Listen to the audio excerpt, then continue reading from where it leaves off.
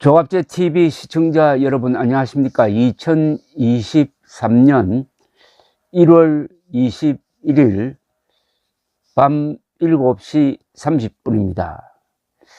우리나라 역대 대통령들을 보면은 이 보수 대통령들이라고 불리는 사람들은 이 정치에 대해서 좀 혐오감이라든지 부정적인 생각을 가진 분들이 많았습니다. 이승만, 박정희, 전두환, 노태우 대통령 조금 다릅니다만은, 또는 이명박, 박근혜. 그런데 이게 국민 정서의 반영이기도 합니다. 정치적 하면은 별로 좋은 이미지가 아닙니다. 그래서 정치로부터 애서 멀리 있는 사람을 존경하는 분위기, 또는 정치를 무시하고 오로지 국익을 위해서 일하는 분들을 존경하는 분위기가 특히 이 우파 진영, 대한민국 세력 안에 많습니다. 그러나 그게 문제일 수가 있습니다. 정치에서 실패하면은 정권을 우선 놓치게 됩니다. 또 정치에서 실패하면은 아무리 잘해도 후세에서 평가가 나쁘게 됩니다. 지금 이승만 대통령이 그렇게 위대한 일을 하고도 이렇게 평가가 낮은 이유는 그분이 후계 정치 세력을 키우는 데 실패했습니다. 그런 점에서는 박정희 대통령도 마찬가지입니다. 박근혜 전 대통령도 마찬가지죠. 정치에서 실패했으니까 탄핵당하고 감옥에 간 겁니다. 그럼 윤석열 대통령은 다르냐? 윤석열 대통령 또한 안보, 법치 뭐 이런 데서는 참 잘하는데 정치에서는 실수를 하는 듯 합니다. 저는 3번 실수를 했다고 봅니다.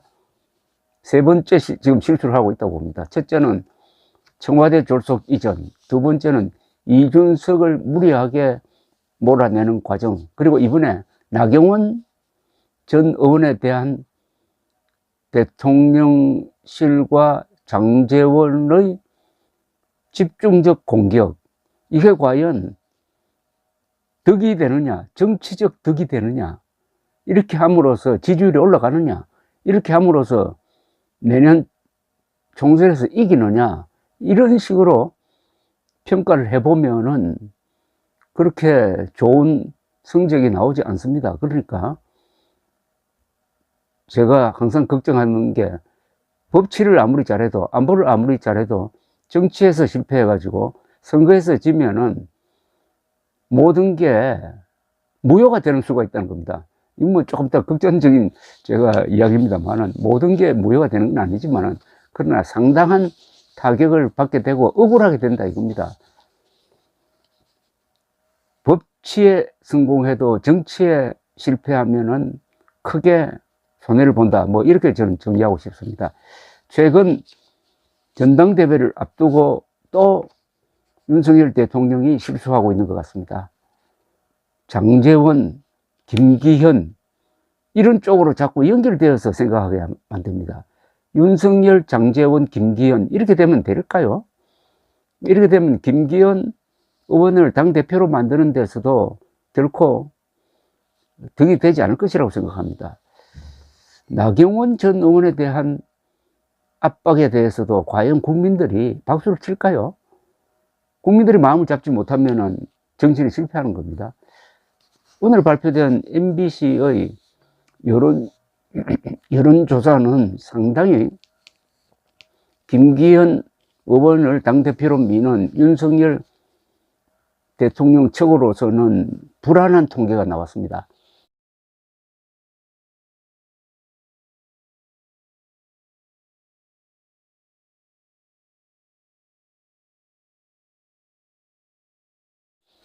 결선 투표에서 안철수, 김기현 이렇게 붙으면은 안철수가 앞서는 걸로 나옵니다. 국민의힘 지지층에서 그렇습니다. 국민의힘 지지층은. 그러면은 이제 당원들의 표심은 또 다르다고 봅니다. 당원들은 역시 대통령에 대한 충성도가 강하니까 그렇더라도 낙관할 수가 없다는 겁니다. 나경원에게는 이기더라도 전당대회에서는 진다든지 또는 전당대회에서는 이기더라도 총선에서는 진다. 결국 총선으로 결판이 납니다. 평가가 나오니까. 우선 MBC가 설을 맞아 실시한 여론조사를 한번 보겠습니다. MBC가 설을 맞아 실시한 여론조사에서 윤석열 대통령이 잘하고 있다는 평가는 37.5%, 잘 못하고 있다는 54.8%, 뭐 작년과 좀 비슷합니다. 38대 55 이렇게 되네요. 잘하고 있다 38, 못하고 있다 55, 38대 55. 뭐 역대 다른 대통령에 비해서 좀 낮은 편입니다. 특히 문재인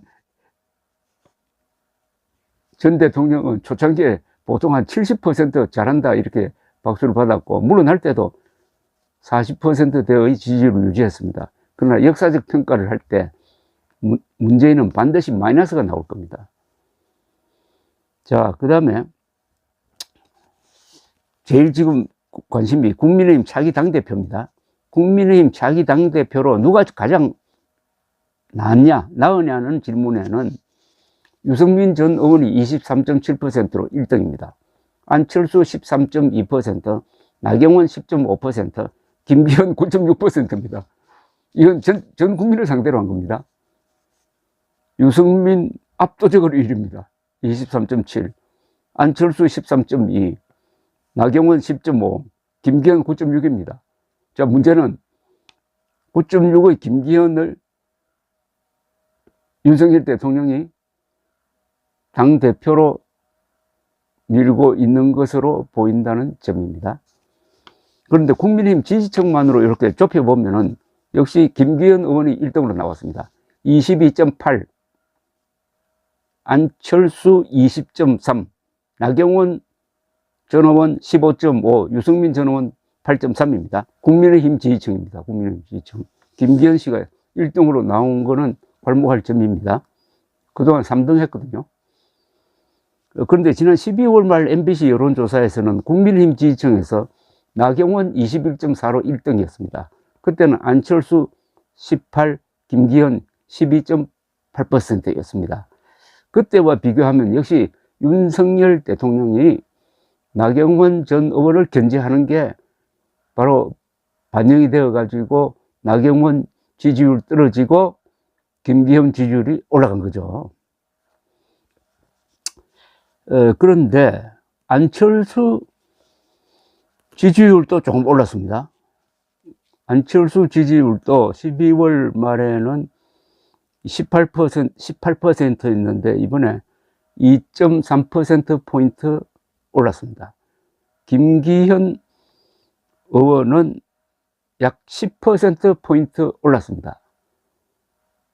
나경원 의원은 상당히 줄어들었습니다. 약 6%포인트 줄어들었습니다. 그러니까 나경원 줄어든 게 김기현, 안철수 쪽으로 갈라졌다 이거죠. 근데 더 중요한 게 가상대결 조사를 한번 해봤습니다. 가상대결, 결선 투표를 가정해가지고 50% 이상 득표하지 못하면 결선 투표로 가야 됩니다. 결선 투표. 두 사람이죠. 결선 투표는 1등, 2등이 붙습니다. 자, 김기현 대 나경원으로 한번 붙여보았습니다. 전체 응답자 조사에서는 전 국민을 상대로 한 겁니다. 김기현 23.7, 나경원 34.3. 그러니까 나경원이 크게 이기는 걸로 나옵니다. 그러나 국민의힘 지지층으로 좁혀보면은 김기현 42.8, 나경원 33.8입니다. 43대 34입니다. 43대 34. 그 차이는 9%포인트 차이입니다.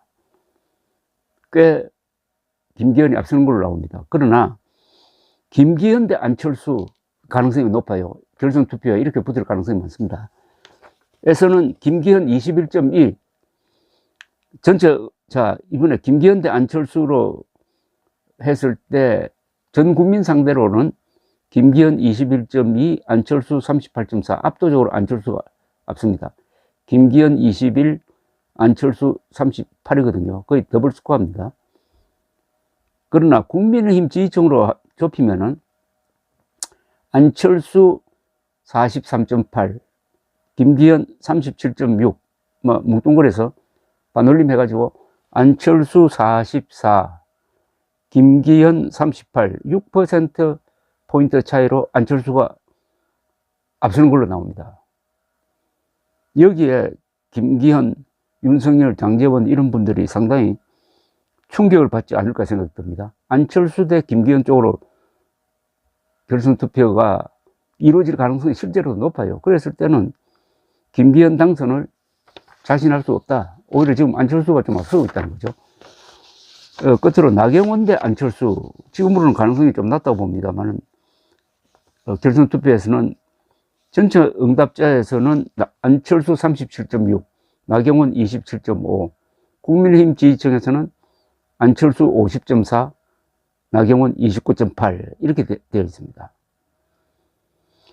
이것과 좀 연동된 건데, 당대표 경선 출마를 두고 최근 윤석열 대통령과 나경원 전 의원이 저출산 대책위원회 부위원장 해임권을 놓고 갈등을 하고 있는 데 대해서 누가 책임이 있느냐? 윤석열 대통령의 책임이 더 크다. 49.2. 나경원 전 의원의 책임이 더 크다. 26.5. 그러니까 49대 27로 윤석열 대통령의 책임이 더 크다. 이렇게 나와 있습니다. 정당 지지도는 국민의힘 38.7, 더불어민주당 32.6, 정의당 5.6, 지지정당이 없다. 그러나 답하지 않는 응답자 21.7 이렇게 되어 있는데요. 자, 윤석열, 장제원이 나경원에게 이겼는데 그렇게 해서 김기현 의원을 당대표로 만드는 목표가 달성될 수 있을지는 지금 불투명합니다. 나경원을 때린 역풍으로 안철수 당대표가 등장할 가능성도 배제할 수 없습니다. 다만 당원들의 표심에는 대통령의 영향이 클 것이라는 점을 또한 우리가 간과해서는 안 되겠습니다. 감사합니다.